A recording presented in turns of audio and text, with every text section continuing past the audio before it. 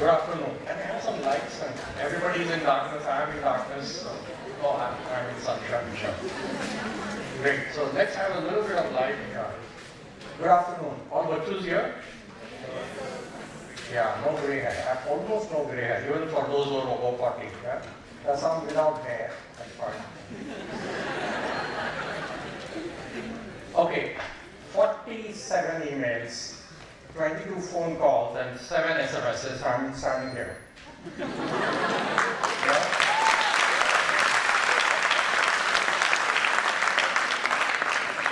And I don't remember how many lectures I must have presented in Bombay, outside Bombay, and this has been brilliantly planned. Yeah? At around 2 o'clock, I'm getting ready to leave one day to come to Science. I get a phone call from somebody who says, I know immediately, this is a Bachu from Sion Hospital, Trinity. Yeah? Sir, don't come. I said, what? Sir, don't come at 3:30. We are running late. Please come at 4 o'clock. I think that's the most amazing bit of thoughtfulness that I've heard in a long, long time. And I don't know who that thing was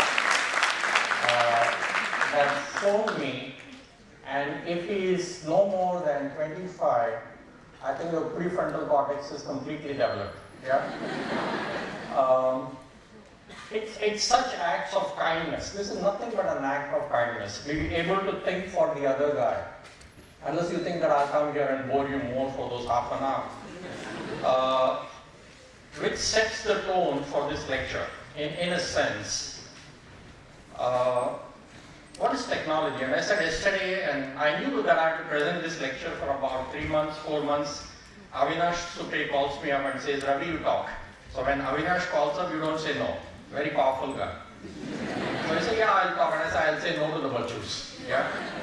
So they call up, and then I said, okay, it goes on. And they said, we want you to talk about technology in medicine or some such thing. Yeah? So I said, what, auto-analyzers? I don't understand.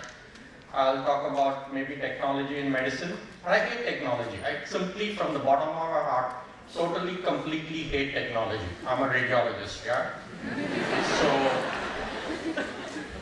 So I said, let's see, we'll talk about something. And I still don't know what I'm going to talk about, right? I'm going to talk about something. When the bell goes, I'll stop. So I said, let's do something different. I'll come halfway. Yeah? I'll talk about something and I'll talk about something else, and let this be a suspense. And I said, I'm going to talk about balance. Yeah? Now, if you're a professor of English, you know balance can mean so many things. One of the things that I don't have. Yeah? So the Bachu on the other side said, sir, what? I said, balance. And he didn't understand. Sir, I will email you. So he emailed me, sir, please let us know the exact topic. So I wrote one word, balance.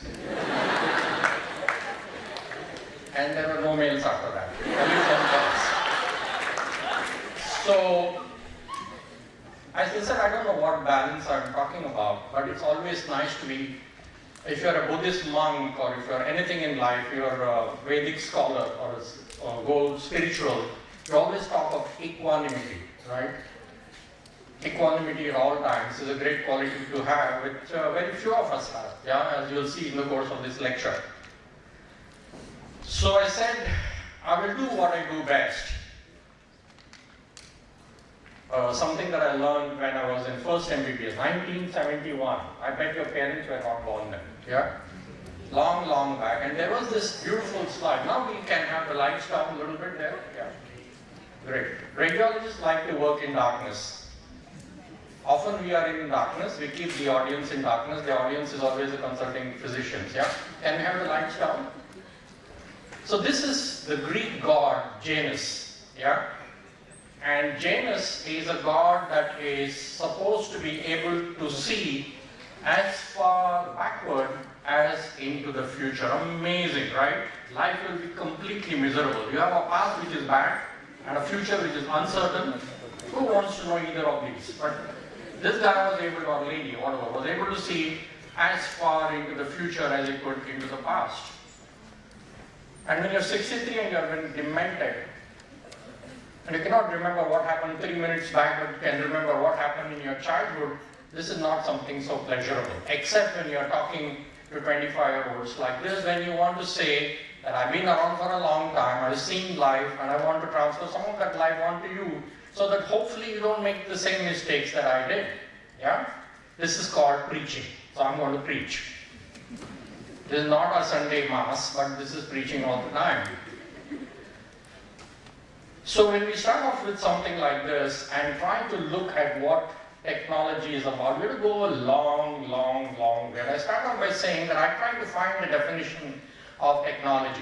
And now you, instead of the old OED that we used to have, a small pocketbook, you go on Google. Everything is Google, right? What's your wife's name? Google. Everything is Google. So I go on Google and there are 20,000 definitions of technology. So I made up my own definition of technology. Yeah. So when you play the veena, for example, when you pick the pick or pick the string with your finger, that's no technology. The moment you use a pick, yeah, to pick a guitar, that becomes technology. That's plastic, that becomes nylon, and that becomes Teflon, that becomes metal. Everything is technology. So I have my own definition of technology. When you get to be a professor, you can say whatever you want and get away with murder. Technology is something that extends your bodily abilities. Yeah, spectacles is technology. Virulence is technology. Everything is technology. So when did technology in medicine start? And one of the aims of this lecture, the one that I'm talking about, is to all of you to get inspired about being a doctor. Yeah? Being a doctor comes later. Being a person who is able to live in this era of information technology, when you can realize that each one of you, each one of us, is standing on the shoulders of giants. Yeah? It's such a beautiful feeling, and that's the meaning of history. Yeah? And when you're a medical student, when you're taught your clinical terms, you're always taught that you have to ask, there is no past history of TB. Amazing, right? So when somebody says there is no past history of TB, I keep wondering, is there something like future history? So we get into this modes of looking at history in different ways. And so I said, let's look at history of ancient medicine, technology in ancient medicine, right?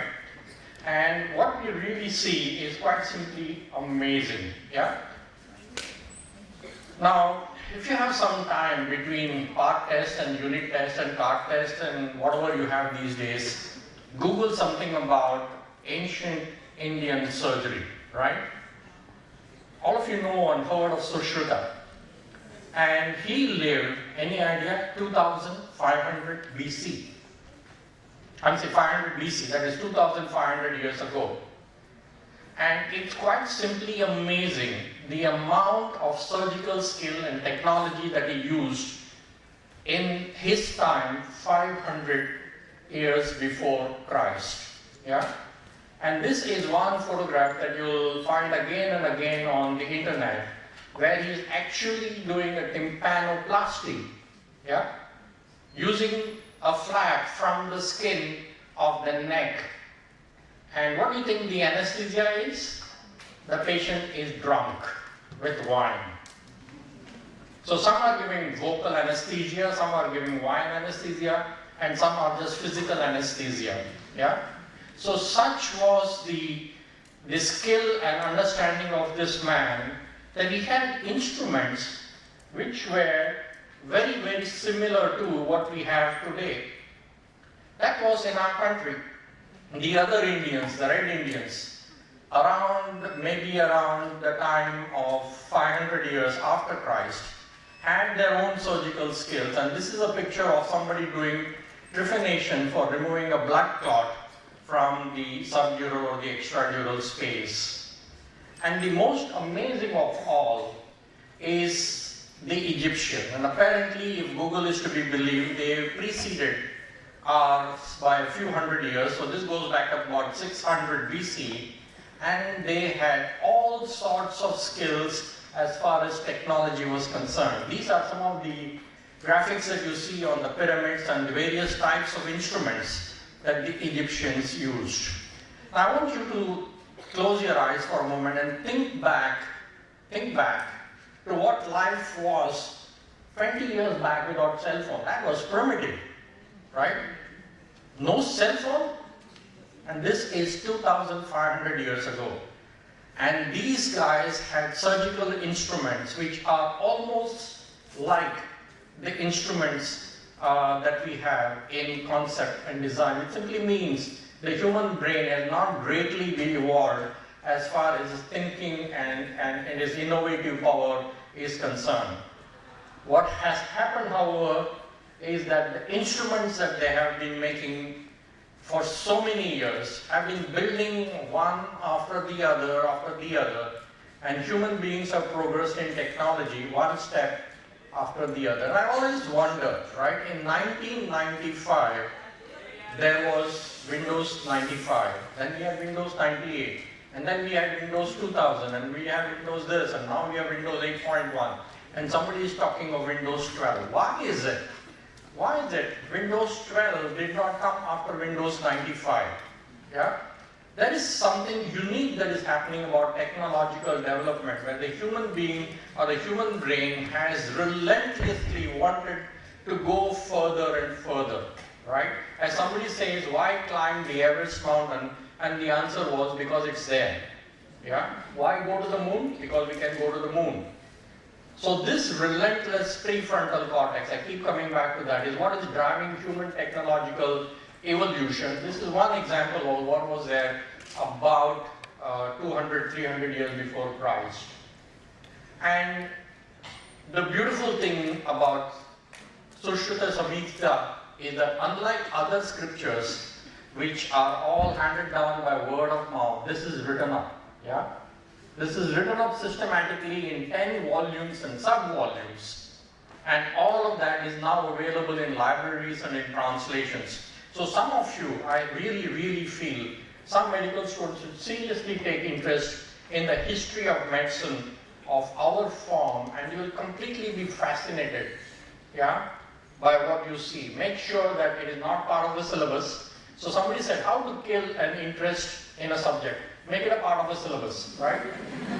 And say that at the end of this term you shall know, yeah, 7 things. And then, like today it happened, ask faculty to ask questions to students, right? That's the best way to kill interest. I keep saying, you make even the best Amitabh movie a part of the syllabus is a good way to make sure that the cinema houses go empty, yeah? So out of your own interest, if you look at these that is available on Google, and these are Sushruta's instruments. Look at how finely he has fine-tuned just holding instruments of different types 2,500 years ago. And therefore it is not surprising that as time went by and as there was need, human beings evolved to find the stethoscope, the initial way of looking at or hearing something that's going on inside the chest or wherever it happens. One technological leap, one man's idea, and a stethoscope is born, or the precursor of the stethoscope is born. All of you have seen this, right? 1895, and there are many controversies about who actually discovered X-rays, and let's say for our purposes, it's always Ranjan who discovered X-rays in 1895. Quite accidentally, he observed, and they say that accident happened to prepared minds, and that was the birth of what I believe the biggest revolution in medicine in the last 20 or 30 years. I was just telling Dr.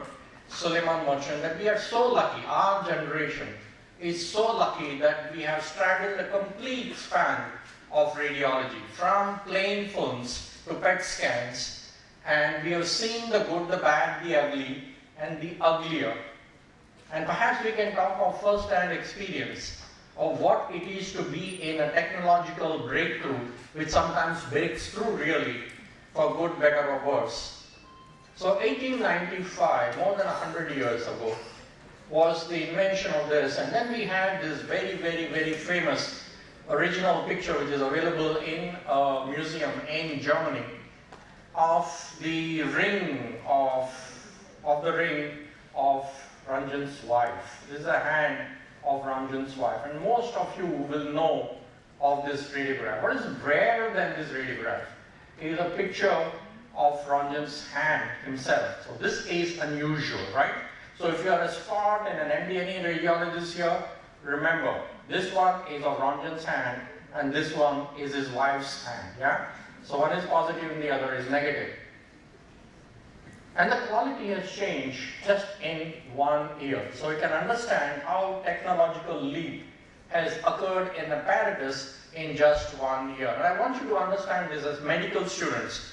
And as a radiologist, I'm acutely aware is that so much of progress in medicine, right? I keep saying that my name is Ravi, yeah? My name is not Dr. Ravi, my name is Ravi, I happen to be a doctor, yeah? So many of us tend to believe that the moment we become an intern and there is a doctor that comes up, what's your name? I'm Dr. So-and-so, as if you are born a doctor, right? So that happens the day the internship starts, right? Whether you got your certificate or not. But the real heroes of modern medicine, you name it, you take any damn progress in modern medicine, right, is technology. And those engineers, yeah, who are far smarter than physicians by an average, sitting in labs somewhere and working long hours because of their passion and creating new stuff that we use, yeah. And that is what happened most in radiology. Everything, for example, Ranjan was a physicist, and they have contributed immensely, and therefore, the more you cooperate beyond medicine and you are able to establish a larger circle with, for example, the IITs or the technology institutes, or with wherever your interest is, the molecular labs, whatever you want, the greater the chance that you will find a breakthrough technological revolution which is perhaps suited to our country. So keep this at the back of your mind as we proceed to the next step. And I keep saying, right, we are curious animals. We are never happy with what we have, yeah? I always wonder, if you go to the other station on a busy Saturday morning or Friday morning and keep looking from platform number 4 at platform number 3, and you see a sea of human beings, right? You see a sea of human beings. And all those idiots are looking in the direction of the train. And the train doesn't give a damn, right? Whether you look in the direction of the train or the crow on the wire looks in the direction of the train, that damn train will come when it damn pleases. Yeah? This is our curiosity. That's what makes us human, right? If there was a chimpanzee, you would be eating a banana and waiting for the train. We are curious. So 2 years down the line, 1897, 1898, somebody injected radiopaque material into the brachial artery and produced the first digital angiogram. That's 2 years. Yeah? And all of you now know that cardiologists make a living on angiograms, or a killing on an angiogram. Okay, so it's not enough to see photographs. Come on, it's no fun, right? Ordinary cell phones are not enough. You want touch phones, right? You want smart devices. So these guys were also not happy with what they saw, and then they developed the fluoroscope, which was an instrument like this, where in darkness like this, you could peer into the chest and actually see the motion of the heart. Yeah? Imagine the first time you walk into cardiothoracic surgery OR and you saw actually the beating of the human heart. Yeah? The excitement that you as a medical student feel then must be something of the excitement that these guys at that time felt, actually seeing the motion of the heart in health and in disease. So by 1900, all of this was happening. 5 years from an accident, from an experiment of looking at something which is not seen to the human eye, to seeing something that is actually moving in motion, was just 5 years. And we cannot leave well enough, good things well enough alone. Yeah? You know what this is? This is a mobile X-ray machine.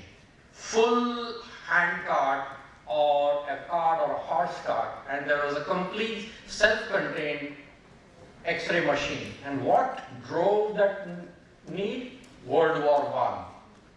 Yeah?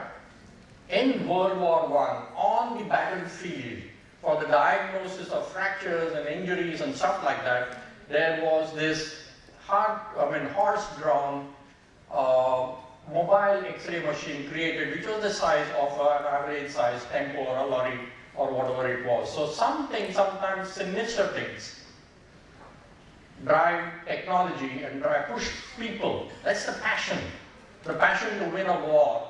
Like it happened in Second World War with the Germans, push technology, and then we had something which is very unique like that. Americans will always be Americans. They will sell their mother to make money, right? And then all sorts of advertisements started coming. You want to see something inside somebody's chest? Come, we'll show you. $3 going cheap. You buy 3, we'll go it for about $7, right? $7.99 or something like that. So it became a strange situation where X-ray and that people's ability to look in the human body became a game, became a toy, became a leisure, became entertainment with disastrous results, right? I keep saying the worst enemy of good is better. Something like this happened, and more of this happened. And by this time, 1925 or so, people started seeing more and more cancers of the hand in radiographers, in radiologists, and people who work with radiation. And slowly, the harmful effects of radiation came to be known as the ionizing power of radiation to cause mutation in the cells. And then that spawned another completely different specialty of radiology, which is called as radiation therapy. I'm not getting into that. One accident, a prepared mind, and another specialty and another use of radiation involved. So this saga of radiation progress continued. So you had plain films, you had fluoroscopy where you could see stuff in motion. And then gradually, technology drove plain film into the digital era that we see today. Yeah? There are many, many steps along the way that I'm just passing by. I'm not interested in the details. I'm interested in the spirit of innovation, right? I keep saying that the medical schools today have the best brains, the best of the best brains. All people who get 101 on 100 are in Sion Hospital, right? All who get 202 on 200 get into radiology. But where is the brain? What do we see as research output? What do we see as original thought? What do we see as innovation, right? And a conference like this should be throwing up something that somebody saw somewhere and something that developed, rather than calling me an old man and talking something like this. There is something fundamentally wrong with the way we select, the way we train, the way we teach medical students. And the fault is ours, medical teachers. I sincerely believe it's the fault of medical teachers. There is something to be learned here. There is something to be changed here. And I will always call him Suleiman. I never call deans by their first name, even if they are junior to me. But Suleiman will always be Suleiman. And as long as he is in this post, he is an open book, a man who is open to innovation and ideas. And if you have some ideas, I think maybe you should walk into the office and say, "Sir, let's do it." And if he says no, I will change my name. Yeah? I promise you that. That is the spirit, and that is perhaps the only reason I want you to look at this. We never live well enough alone, yeah?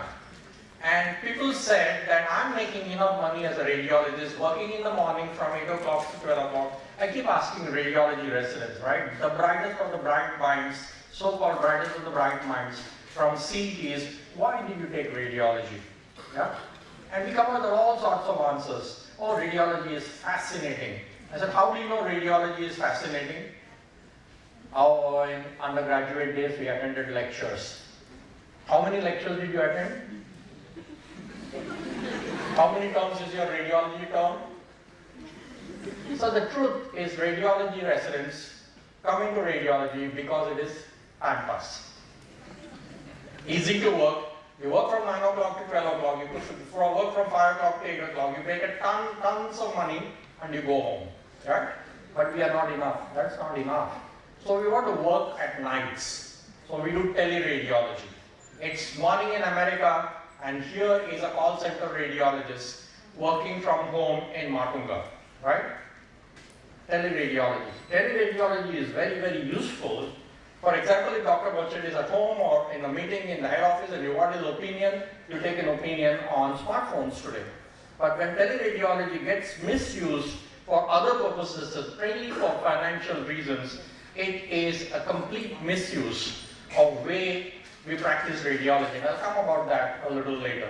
So teleradiology is good and it is bad, but it is a technological, digital revolution. And so much of this new technology that we see today is simply because of the lowly PC. Yeah? Evolution of computer technology has made complete difference to the way radiology is practiced today. And when you have that kind of computing power, right, and a prepared mind in the 1950s, somebody said, do you use ultrasound waves? Now, how do you use ultrasound waves? Because you need a conductor medium, right? Look at the ingenuity of this Japanese experimenter. He put a volunteer into a big water bath, which is surrounded by coils which are transducers there, and from that they obtained the first echocardiographic images, which was in the A mode. Yeah, so it's a big tub, and water is a conductor, and then there are crystals outside. This was in 1950. 60 years later, this is a sonography machine. It is handheld. The transducer is bigger than the sonography machines, and you'll have every ICU expert, every intern now walking around with an ultrasound on top and no more stethoscopes. Yeah? And there is a moral in that story somewhere. You see images, you see everything that you want to see, there is nothing to hear. That's 60 years of technology. That's just 60 years of the 4 million years of human existence. And when you do so much of this ultrasound, this baby who is sitting there inside the fetus gets fed up, right? They said you want to do 3 ultrasounds during pregnancy, and these mothers want to know if the child is growing well or not. The father is more anxious. Every third day you're putting a probe and looking at the ultrasound of the baby, and this is what you get. I am fed up, stop now, right? So this is 4D technology of ultrasonography, where you can actually see the fetus, every single thing about the fetus, and say that fetus looks like me, right? Looks like me? Obviously, it will look like a human being, hopefully. Yeah? So then we go on to the big revolution, the man who got the Nobel Prize for CT scans, right? And this was around 1970, perhaps 71 or 72, forget the year. And the image that I want to see, 1971, again technology, and I'm not very going into that, it's all computer related. And this was the first CT scan that was obtained. Yeah? First CT scan image that was obtained in 1970 or 1971. I want you to contrast that with what we see today, right? Daily, routinely, in most radiology centers in our country, including Sion Hospital, you can routinely get these images. Yeah, it's quite simply amazing. It leaves nothing to imagination. And ever so often, if that is so, why do radiology reports still look like weather reports? Yeah, the possibility or probability of this cannot be ruled out, such as clinical correlation. As undergraduates, you probably do not understand the significance of what I'm saying. I want you to keep this in mind. Technology goes this far. It shows you what is there to be seen. But what it actually is calls for something that is a little more technology, more than technology. And technology is important because technology will do something to progress. Yeah? The Median, the man who invented MRI. And this is what MR does for you. You can see the whole body, MR, and oftentimes you can see functional. The moving heart, or the brain, or the intestine that are moving, and you can see the actual structure, and you can sometimes now routinely see the actual functions, like that happens in the brain. Yeah? So you want to do, these are all real patients. These are all live patients, and these are examinations done in our country. And these are images of functional MR which show various areas. So this is not science fiction. This is not borrowed material. This is all happening routinely in every MR center which has the right equipment. And it's not difficult to come by. So you move your right hand, you see lighting up on the cerebral cortex, and you talk and something happens into the Broca's area, and you start looking at something and something happens in the occipital lobe. And all that happens in certain parts of the brain. Not only that, we can actually see connections of the brain. The white matter tracks can actually be traced. Both functional MR and tractography are useful in planning brain surgery to avoid vital structures, right? In vivo, in real patients, possible in real time. This is another example, and you know now by now that the brain connections, I keep saying that there is nothing common between women and men except that both are Homo sapiens, right?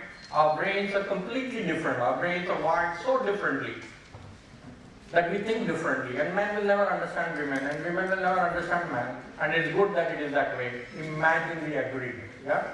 There will be trouble. So these are more functional MR images as we move the toe, move the leg, move the whole hand, and these are the areas that will light up in sequence, in sections, in parts of the brain that correspond to the moving leg. Yeah? And we know that therefore these are vital areas. For example, there are speech, and we want to avoid them during surgery. But nothing compares to this. Nothing compares to this phenomenon of the whole brain of a lady reporter, American lady reporter volunteer, who entered into the MR scan as a volunteer to produce this picture. And this is the ultimate of all human emotions. This is the female brain during orgasm. And you can imagine the power of reproduction, the need to propagate species that lights up the whole brain. And this is perhaps the only example, and this is what we borrowed from the internet, of the actual orgasmic brain as it lightens up completely during the female orgasm. It has not yet been done during male orgasm. As medical experts, all of us understand the significance of such a finding, which will then lead to us understanding layers and layers of brain function in what we call as consciousness. Beyond this, as we imagine and image structures, we have to image function. And PET scans, in their own way, simplistic way but expensive way, will show us areas of activity in the body which are extremely useful in diagnosing neoplastic disease, primary, secondary, or whatever it is. Yeah? So this is one step ahead. A structure that is seen, is this active or inactive, can be easily made out by a PET scan. I will change gears quickly to take into another area, which is what is called as interventional radiology. Most of the time we are used to radiologists making a diagnosis, often wrongly, but now we are into a realm of using the same technique to treat. For example, you put in a catheter through the femoral artery and get it up under fluoroscopic guidance. All of this is technology driven. Something which is about 1 or 2 millimeters in diameter is guided up into the basilar artery, and you have an aneurysm of the basilar artery, and you put some kachra into that, which we call as coils, and pack the aneurysm with coils as this is here. That's the catheter, which is literally about 1 millimeter in diameter. And that is a close-up, and this is free, and this is posed in a matter of 2 hours without opening the skull. Yeah? So basilar top aneurysm, which is literally through a pinhole in the femoral artery through fluoroscopic guidance and from fancy wires and fancy coils can be done. Some of you might recognize that this is a block of the middle cerebral artery, right? No time to get into that.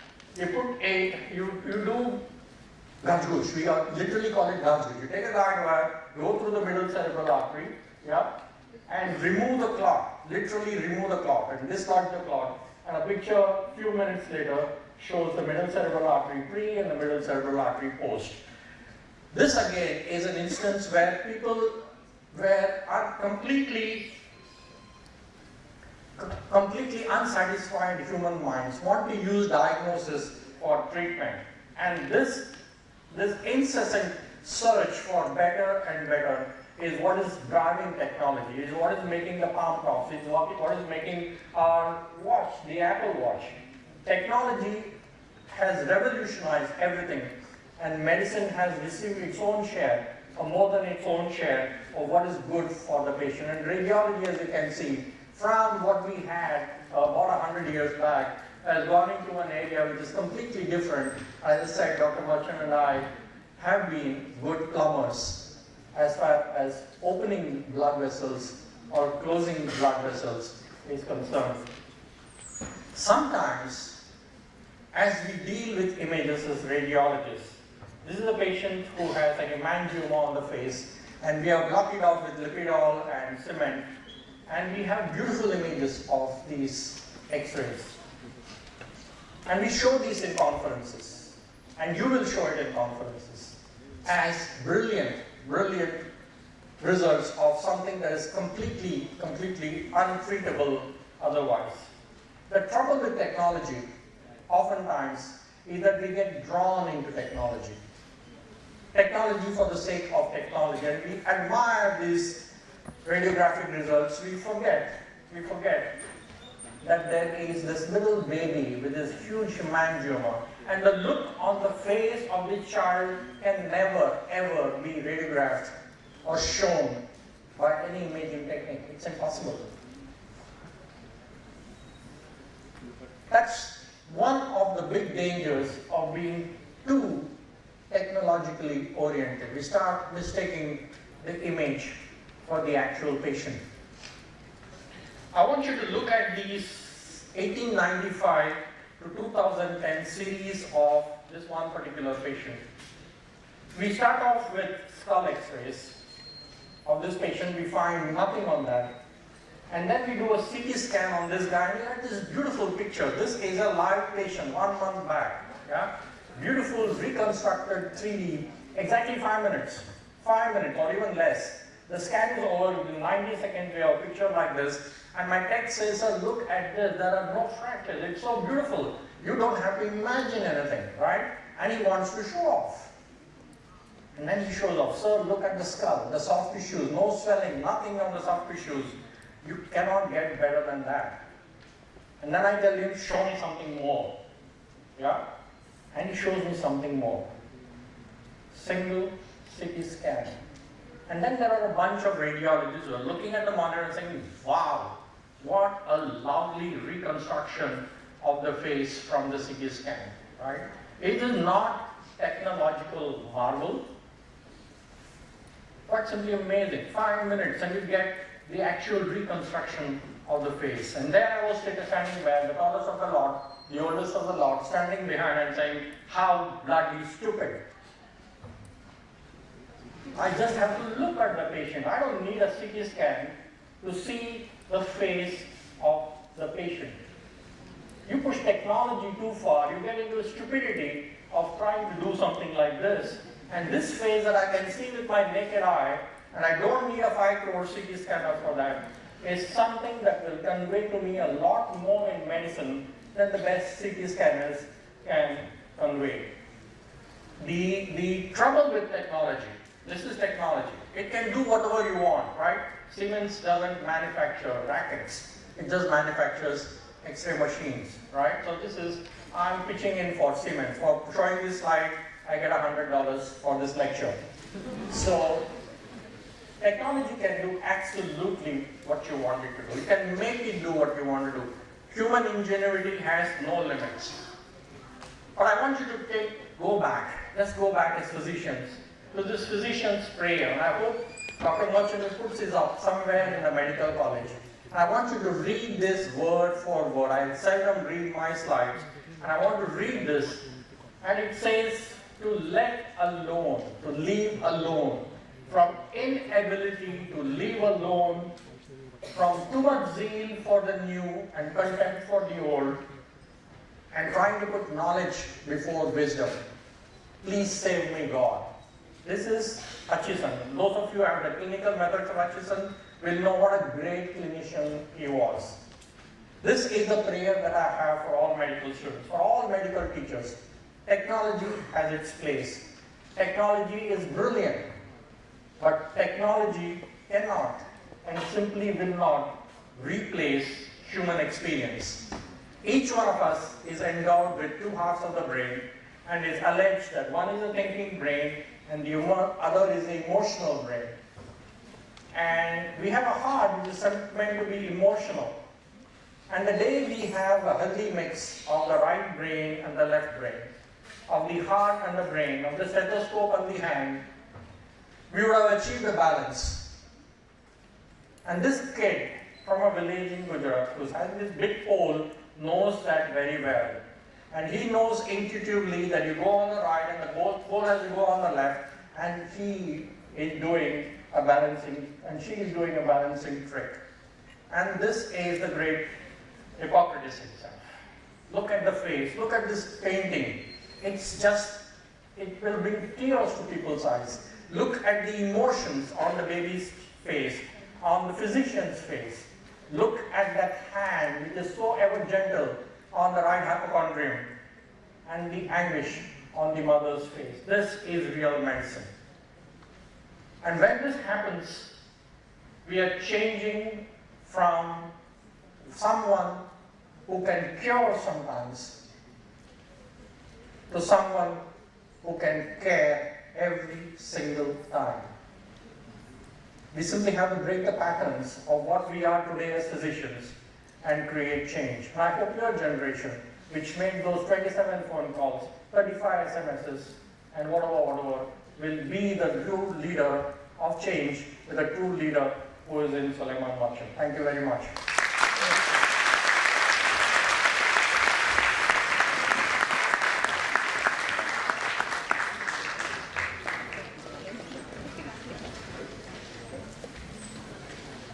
Thank you, sir, for your insightful lecture. May I now request our respected Dean, Dr. Suleiman Marchand, to give sir a token of our appreciation.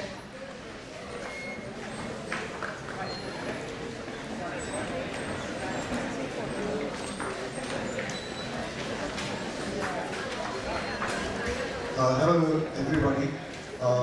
Ravi has been a very, very old friend, a mentor at times, and he's taught me a lot about life. I don't want to say anything about that now. I just want to thank him for taking the time off, welcoming us, and sharing words of wisdom, as I said. But I hope people carry a lot more message from this talk than just balance, and that is bank balance or radiologists making a lot of money. I think he said a lot more than just that balance. And as far as the functional MR image goes, I think these two images are very good images, the functional MR thing and the balance of radiologists. But I think it's a wonderful lecture, and I think we were lucky to get inspired by people like him and his seniors. So please take home the message, just be good human beings, you automatically good doctors. Thank you.